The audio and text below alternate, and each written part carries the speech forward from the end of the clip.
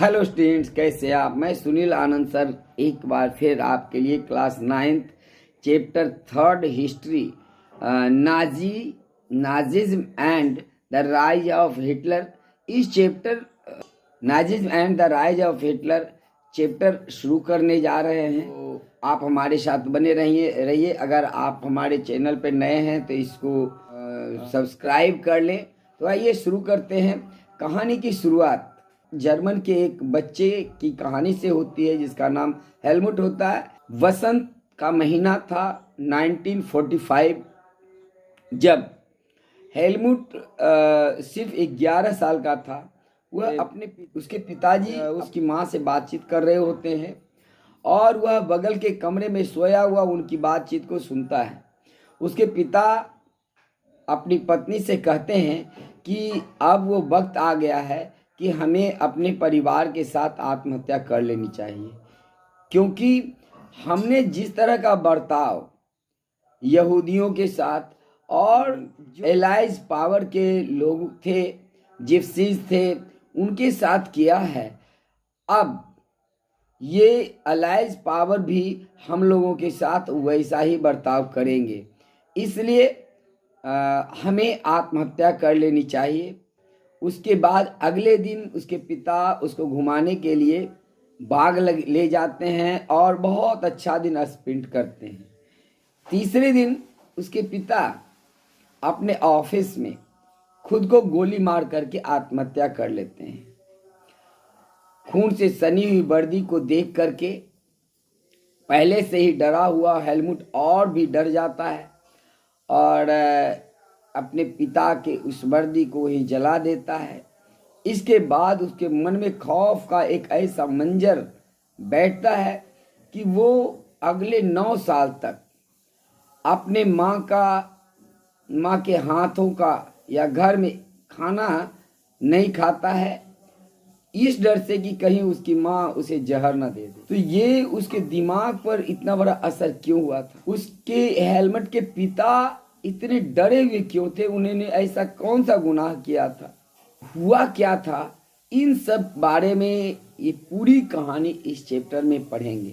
आपने हिटलर का नाम सुना होगा। दुनिया में हिटलर का नाम एक उपनाम बन चुका है, एक क्रूर शासक के रूप में। जब कोई भी व्यक्ति सिर्फ अपनी सुनता है और किसी की नहीं सुनता, अपनी मनमर्जी चलाता है, डिक्टेटरशिप चलाता है और सारे लोगों को मजबूर करता है, तो हम उसे हिटलर कह करके पुकारते हैं। आपने हिटलर दीदी का नाम सुना होगा। आपने कई लोगों के मुंह से सुना होगा कि नरेंद्र मोदी हिटलर बन चुके हैं, इंदिरा गांधी हिटलर बन गई थी। आखिर ये उपनाम हिटलर का क्यों सारे दुनिया में फेमस है और हिटलर को लोग इतना ज़्यादा फेमस क्यों किए? क्या किया था हिटलर ने? कितना बड़ा क्रूर शासक वो था? इन सारी बातों को आप पढ़ेंगे। सेकेंड वर्ल्ड वार के लिए जिसमें करोड़ों लोग मारे गए थे, उसके लिए हिटलर को जिम्मेवार ठहराया। मई 1945 ईस्वी में सेकेंड वर्ल्ड वार समाप्त होता है, जब जर्मनी मित्र राष्ट्रों के सामने सरेंडर कर देता है। लेकिन इससे पहले ही अप्रैल महीने में हिटलर और उसके सहयोगी गोएबल्स एक बंकर में होते हैं। उस बंकर में हिटलर सबसे पहले अपने प्यारे कुत्ते को मारता है और फिर अपनी पत्नी ईवा को जहर देकर के मार देता है। इसके बाद गोएबल्स और हिटलर खुद को गोली मार करके आत्महत्या कर लेते हैं और इसके जस्ट 1 महीने या कुछ ही दिनों के बाद जर्मनी एलाइज पावर के सामने सरेंडर कर देता है। विजेता एलाइज पावर, जिनमें ब्रिटेन, फ्रांस, रूस, अमेरिका इत्यादि देश होते हैं, वह एक मिलिट्री ट्रिब्यूनल गठित करते हैं और ये मिलिट्री ट्रिब्यूनल युद्ध अपराध के लिए जर्मनी को दोषी ठहराता है। लेकिन जर्मनी के सिर्फ 11 लोगों को ही इस अपराध के लिए है, फांसी की सजा सुनाता है।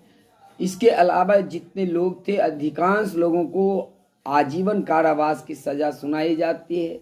ये जो सजा थी, जिस तरह का अपराध नाज़ियों ने किया था उसके मुकाबले बहुत कम था, बहुत कम कठोर था।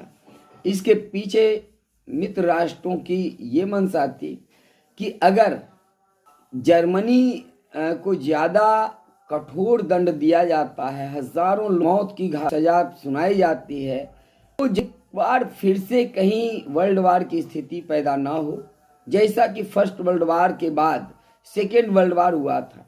फर्स्ट वर्ल्ड वार के लिए वर्साया की संधि को जिम्मेदार माना जाता है।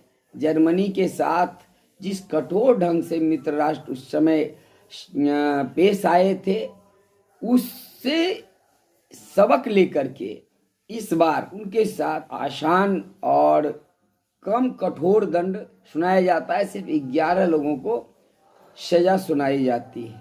इस तरह से हम इस वीडियो में हमने उस कहानी को देखा, उस हिटलर के बारे में हमने जाना और ये देखा कि किस तरह से सेकेंड वर्ल्ड वार की समाप्ति के बाद स्थितियाँ थी। आगे नेक्स्ट वीडियो में हम रिपब्लिक के बारे में पढ़ेंगे और दूसरे टॉपिक डिस्कस करेंगे। इस वीडियो में इतना ही। आप हमारे साथ बने रहें। नेक्स्ट वीडियो हम जल्द ही लाएंगे और उस वीडियो में हम birth of the Weimar Republic, the effect of the war के साथ साथ पीस ट्रीटी ऑफ वर्सलीज, इन सभी पॉइंट को डिस्कस करेंगे। अगर इस चैप्टर से संबंधित कोई भी क्वेरी हो, कोई भी क्वेश्चन हो, तो आप हमसे कमेंट बॉक्स में लिखें, हम आपके बातों का जवाब ज़रूर देंगे। Thanks for watching, have a good day.